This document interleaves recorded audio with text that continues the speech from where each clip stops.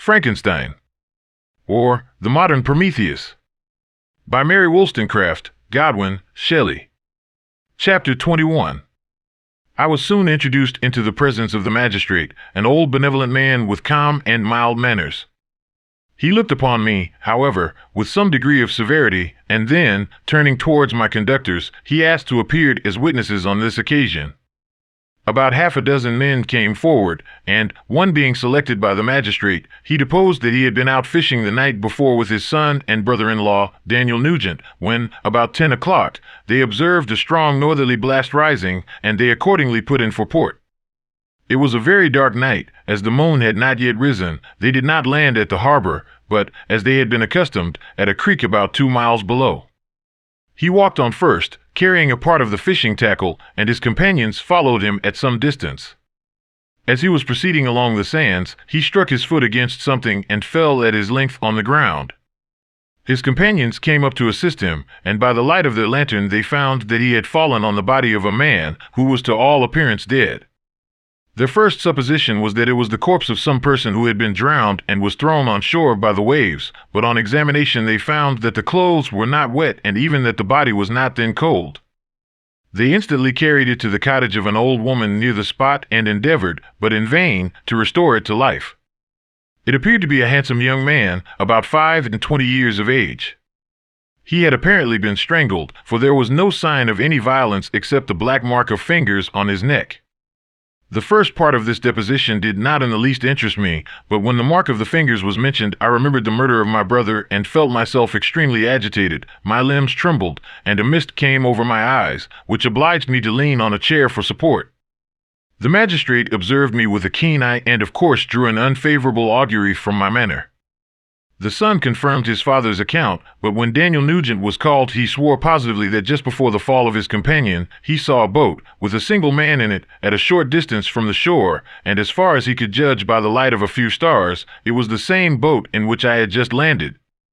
A woman deposed that she lived near the beach and was standing at the door of her cottage, waiting for the return of the fishermen, about an hour before she heard of the discovery of the body, when she saw a boat with only one man in it push off from that part of the shore where the corpse was afterwards found. Another woman confirmed the account of the fishermen having brought the body into her house. It was not cold. They put it into a bed and rubbed it, and Daniel went to the town for an apothecary, but life was quite gone. Several other men were examined concerning my landing, and they agreed that, with the strong north wind that had arisen during the night, it was very probable that I had beaten about for many hours and had been obliged to return nearly to the same spot from which I had departed. Besides, they observed that it appeared that I had brought the body from another place, and it was likely that as I did not appear to know the shore, I might have put into the harbor ignorant of the distance of the town from the place where I had deposited the corpse. Mr. Kerwin, on hearing this evidence, desired that I should be taken into the room where the body lay for interment, that it might be observed what effect the sight of it would produce upon me. This idea was probably suggested by the extreme agitation I had exhibited when the mode of the murder had been described. I was accordingly conducted, by the magistrate and several other persons, to the inn. I could not help being struck by the strange coincidences that had taken place during this eventful night, but, knowing that I had been conversing with several persons in the island I had inhabited about the time that the body had been found, I was perfectly tranquil as to the consequences of the affair. I entered the room where the corpse lay and was led up to the coffin. How can I describe my sensations on beholding it? I feel yet parched with horror, nor can I reflect on that terrible moment without shuddering and agony. The examination, the presence of the magistrate and witnesses, passed like a dream from my memory when I saw the lifeless form of Henry Clerval stretched before me. I gasped for breath, and throwing myself on the body, I exclaimed, "Have my murderous machinations deprived you also, my dearest Henry, of life? 2 I have already destroyed, other victims await their destiny, but you, Clerval, my friend, my benefactor." The human frame could no longer support the agonies that I endured, and I was carried out of the room in strong convulsions. A fever succeeded to this. I lay for 2 months on the point of death. My ravings, as I afterwards heard, were frightful. I called myself the murderer of William, of Justine, and of Clerval. Sometimes I entreated my attendants to assist me in the destruction of the fiend by whom I was tormented, and at others I felt the fingers of the monster already grasping my neck, and screamed aloud with agony and terror. Fortunately, as I spoke my native language, Mr. Kerwin alone understood me, but my gestures and bitter cries were sufficient to affright the other witnesses. Why did I not die? More miserable than man ever was before, why did I not sink into forgetfulness and rest? Death snatches away many blooming children, the only hopes of their doting parents. How many brides and youthful lovers have been one day in the bloom of health and hope, and the next to pray for worms and the decay of the tomb? Of what materials was I made that I could thus resist so many shocks, which, like the turning of the wheel, continually renewed the torture? But I was doomed to live, and in 2 months found myself as awaking from a dream, in a prison, stretched on a wretched bed, surrounded by jailers, turnkeys, bolts, and all the miserable apparatus of a dungeon. It was morning, I remember, when I thus awoke to understanding. I had forgotten the particulars of what had happened and only felt as if some great misfortune had suddenly overwhelmed me, but when I looked around and saw the barred windows and the squalidness of the room in which I was, all flashed across my memory and I groaned bitterly. This sound disturbed an old woman who was sleeping in a chair beside me. She was a hired nurse, the wife of one of the turnkeys, and her countenance expressed all those bad qualities which often characterize that class. The lines of her face were hard and rude, like that of persons accustomed to see without sympathizing in sights of misery. Her tone expressed her entire indifference. She addressed me in English, and the voice struck me as one that I had heard during my sufferings. "Are you better now, sir?" said she. I replied in the same language, with a feeble voice, "I believe I am, but if it be all true, if indeed I did not dream, I am sorry that I am still alive to feel this misery and horror." "For that matter," replied the old woman, "if you mean about the gentleman you murdered, I believe that it were better for you if you were dead, for I fancy it will go hard with you. However, that's none of my business. I am sent to nurse you and get you well. I do my duty with a safe conscience. It were well if everybody did the same." I turned with loathing from a woman who could utter so unfeeling a speech to a person just saved, on the very edge of death, but I felt languid and unable to reflect on all that had passed. The whole series of my life appeared to me as a dream. I sometimes doubted if indeed it were all true, for it never presented itself to my mind with the force of reality. As the images that floated before me became more distinct, I grew feverish. A darkness pressed around me. No one was near me who soothed me with the gentle voice of love. No dear hand supported me. The physician came and prescribed medicines, and the old woman prepared them for me, but utter carelessness was visible in the first, and the expression of brutality was strongly marked in the visage of the second. Who could be interested in the fate of a murderer but the hangman who would gain his fee? These were my first reflections, but I soon learned that Mr. Kerwin had shown me extreme kindness. He had caused the best room in the prison to be prepared for me. Wretched indeed was the best, and it was he who had provided a physician and a nurse.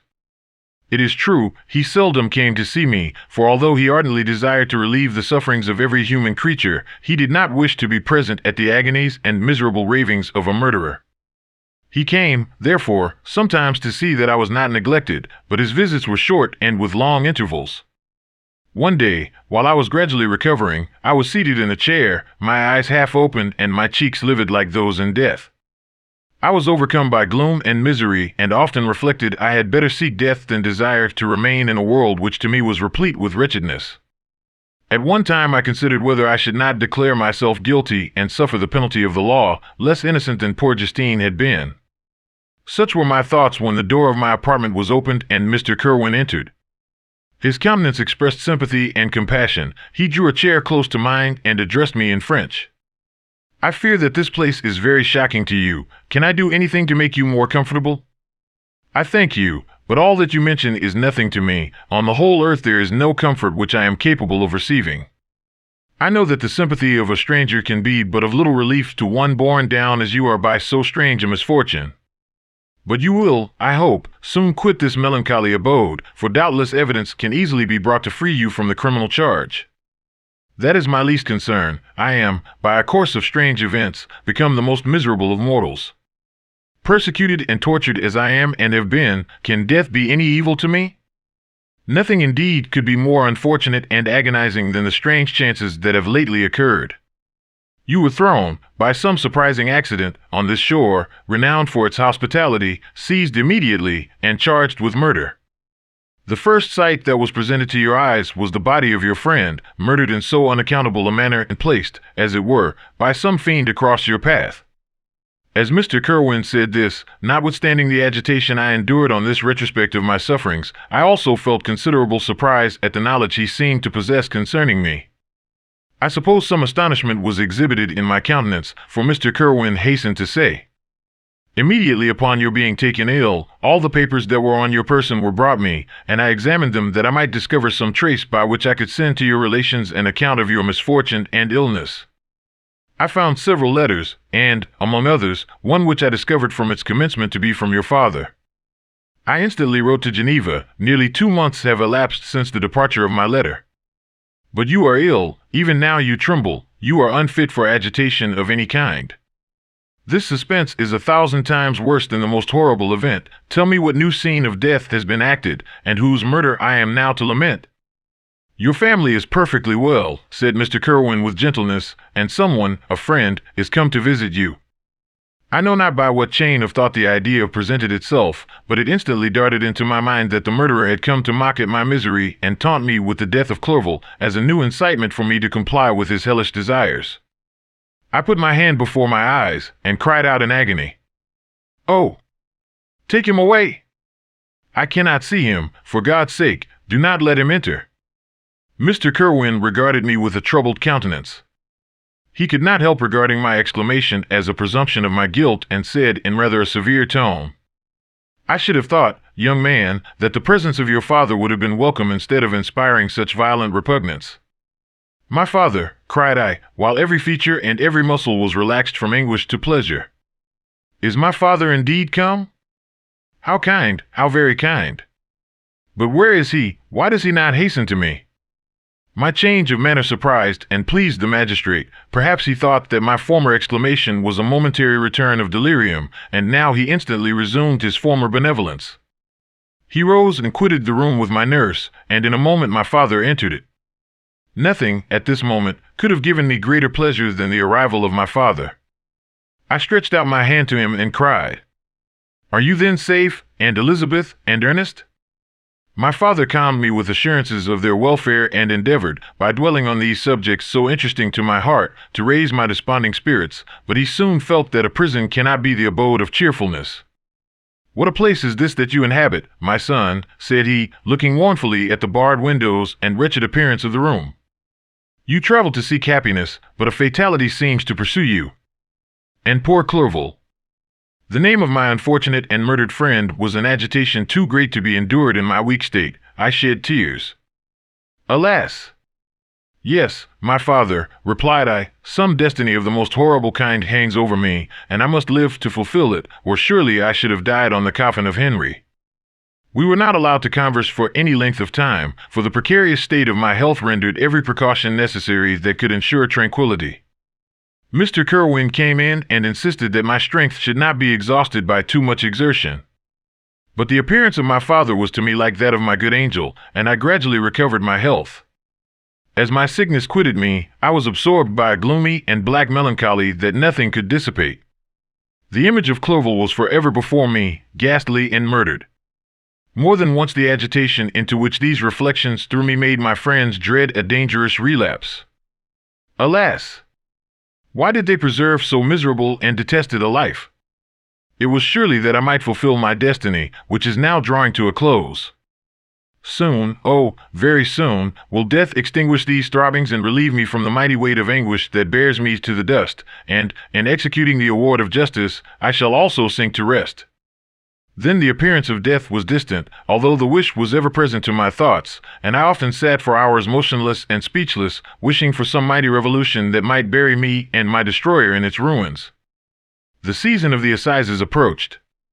I had already been 3 months in prison, and although I was still weak and in continual danger of a relapse, I was obliged to travel nearly 100 miles to the country town where the court was held. Mr. Kerwin charged himself with every care of collecting witnesses and arranging my defense. I was spared the disgrace of appearing publicly as a criminal, as the case was not brought before the court that decides on life and death. The grand jury rejected the bill, on its being proved that I was on the Orkney Islands at the hour the body of my friend was found, and a fortnight after my removal I was liberated from prison. My father was enraptured on finding me freed from the vexations of a criminal charge, that I was again allowed to breathe the fresh atmosphere and permitted to return to my native country. I did not participate in these feelings, for to me the walls of a dungeon or a palace were alike hateful. The cup of life was poisoned forever, and although the sun shone upon me, as upon the happy and gay of heart, I saw around me nothing but a dense and frightful darkness, penetrated by no light but the glimmer of two eyes that glared upon me. Sometimes they were the expressive eyes of Henry, languishing in death, the dark orbs nearly covered by the lids and the long black lashes that fringed them. Sometimes it was the watery, clouded eyes of the monster, as I first saw them in my chamber at Ingolstadt. My father tried to awaken in me the feelings of affection. He talked of Geneva, which I should soon visit, of Elizabeth and Ernest, but these words only drew deep groans from me. Sometimes, indeed, I felt a wish for happiness and thought with melancholy delight of my beloved cousin, or longed, with a devouring malady du pays, to see once more the blue lake and rapid Rhone that had been so dear to me in early childhood, but my general state of feeling was a torpor in which a prison was as welcome a residence as the divinest scene in nature, and these fits were seldom interrupted but by paroxysms of anguish and despair. At these moments I often endeavored to put an end to the existence I loathed, and it required unceasing attendance and vigilance to restrain me from committing some dreadful act of violence. Yet one duty remained to me, the recollection of which finally triumphed over my selfish despair. It was necessary that I should return without delay to Geneva, there to watch over the lives of those I so fondly loved, and to lie in wait for the murderer, that if any chance led me to the place of his concealment, or if he dared again to blast me by his presence, I might, with unfailing aim, put an end to the existence of the monstrous image which I had endued with the mockery of a soul still more monstrous. My father still desired to delay our departure, fearful that I could not sustain the fatigues of a journey, for I was a shattered wreck, the shadow of a human being. My strength was gone. I was a mere skeleton, and fever night and day preyed upon my wasted frame. Still, as I urged our leaving Ireland with such inquietude and impatience, my father thought it best to yield. We took our passage on board a vessel bound for Havre de Grace and sailed with a fair wind from the Irish shores. It was midnight. I lay on the deck looking at the stars and listening to the dashing of the waves. I hailed the darkness that shut Ireland from my sight, and my pulse beat with a feverish joy when I reflected that I should soon see Geneva. The past appeared to me in the light of a frightful dream, yet the vessel in which I was, the winds that blew me from the detested shore of Ireland, and the sea which surrounded me, told me too forcibly that I was deceived by no vision, and that Clerval, my friend and dearest companion, had fallen a victim to me and the monster of my creation. I repassed, in my memory, my whole life, my quiet happiness while residing with my family in Geneva, the death of my mother, and my departure for Ingolstadt. I remembered, shuddering, the mad enthusiasm that hurried me on to the creation of my hideous enemy, and I called to mind the night in which he first lived. I was unable to pursue the train of thought, a thousand feelings pressed upon me, and I wept bitterly. Ever since my recovery from the fever, I had been in the custom of taking every night a small quantity of laudanum, for it was by means of this drug only that I was enabled to gain the rest necessary for the preservation of life. Oppressed by the recollection of my various misfortunes, I now swallowed double my usual quantity and soon slept profoundly. But sleep did not afford me respite from thought and misery. My dreams presented 1,000 objects that scared me. Towards morning I was possessed by a kind of nightmare. I felt the fiend's grasp in my neck and could not free myself from it. Groans and cries rang in my ears. My father, who was watching over me, perceiving my restlessness, awoke me. The dashing waves were around, the cloudy sky above. The fiend was not here. A sense of security, a feeling that a truce was established between the present hour and the irresistible, disastrous future imparted to me a kind of calm forgetfulness, of which the human mind is by its structure peculiarly susceptible.